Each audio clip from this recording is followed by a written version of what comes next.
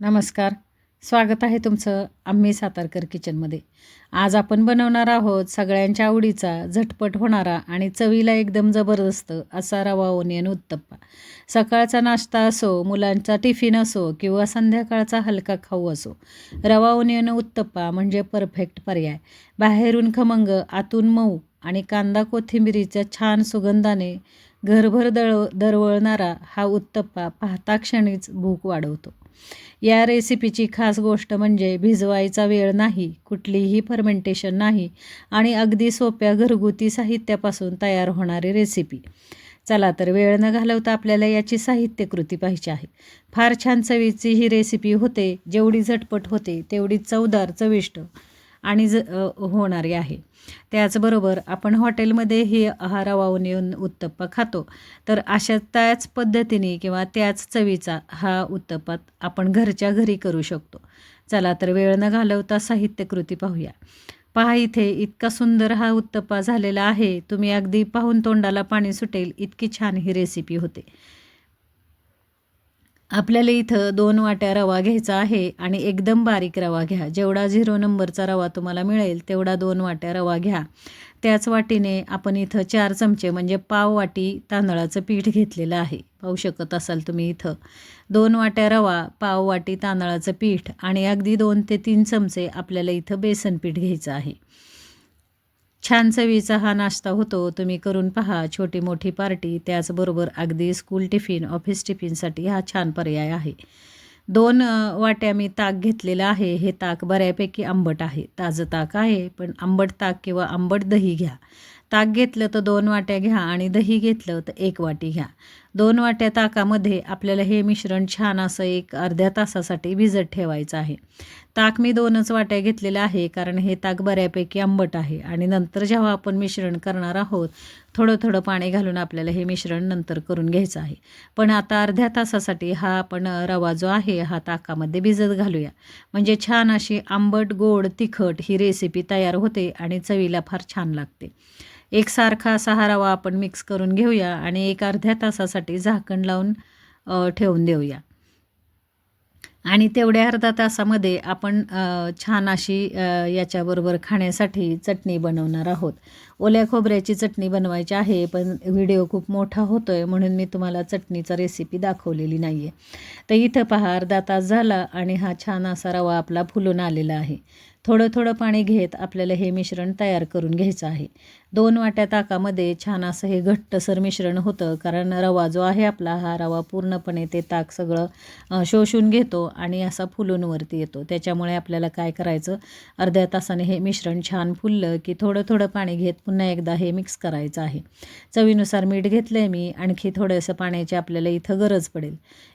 2 बारीक चिरलेल्या मिरच्या आणि थोडीशी कोथिंबीर आपण या मिश्रणामध्ये घेऊया. अगदी तुम्हाला जर वाटत असेल तर थोडासा ओल्या खोबऱ्याचा किसही तुम्ही याच्यामध्ये घ्या, छान चवीला लागतो. तर हे पहा, छान असं मस्तपैकी मिश्रण आपण तयार केलेलं आहे. थोडंसं मिश्रण हे घट्ट झालं आहे. आणखी थोडंसं पाणी घेऊया आणि जास्ती घट्ट नाही आणि जास्ती पातळ नाही, असं मीडियम कन्सिस्टन्सीमध्ये हे आपल्याला मिश्रण तयार करायचं आहे. एकदम पाणी घालू नका. एकदम पाणी घातलं तर हे मिश्रण पातळ होईल. त्याच्यामुळे आपल्याला जो हा उत्तप्पा करायचा आहे हा डोशाप्रमाणे पातळ न करता थोडासा जाडसर ठेवायचा आहे. त्याच्यासाठी हे जे मिश्रण आहे हे मिश्रण आपल्याला मध्यम ठेवायचं आहे. जास्ती पातळ नाही आणि जास्ती घट्ट नाही. हे पहा, आपण रिबन कन्सिस्टन्सीमध्ये जसं करतो तशा पद्धतीने हे मिश्रण आपल्याला ठेवायचं आहे. थोडक्यात आपण इडलीचं जसं मिश्रण करतो त्या इडलीच्या मिश्रणासारखं हे मिश्रण करायचं आहे आपल्याला.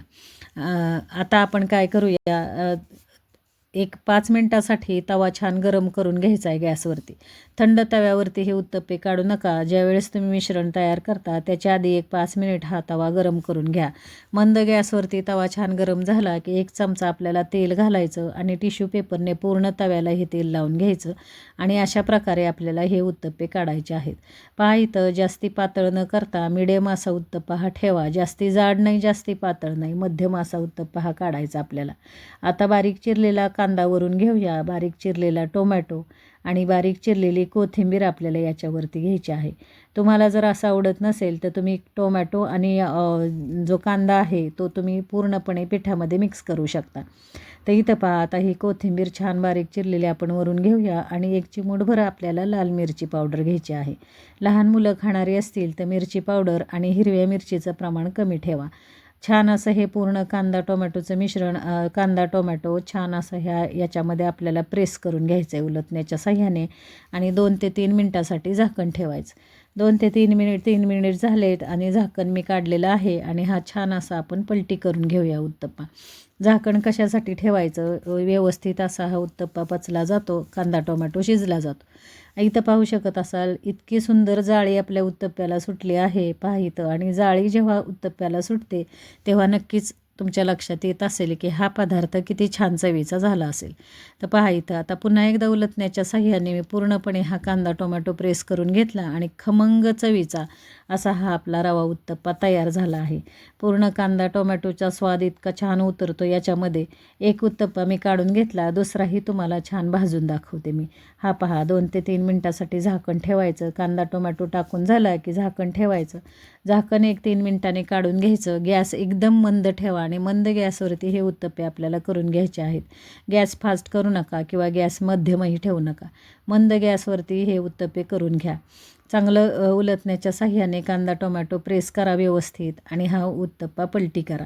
पलटी केल्यानंतरही वरच्या साईडने थोडंसं असं उलटण्याच्या साह्याने प्रेस करा, म्हणजे खालचा कांदा टोमॅटो व्यवस्थित असा छान असा शिजला जातो आणि चवीलाही छान लागतो.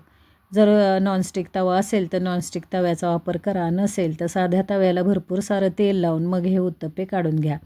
हे पहा, हाही उत्तप्पा आपला तयार झाला आहे. आता आपण प्लेटमध्ये काढून घेऊया. अगदी ओल्या खोबऱ्याची चटणी, त्याचबरोबर टोमॅटो सॉस याबरोबर तुम्ही याचा स्वाद घेऊ शकता.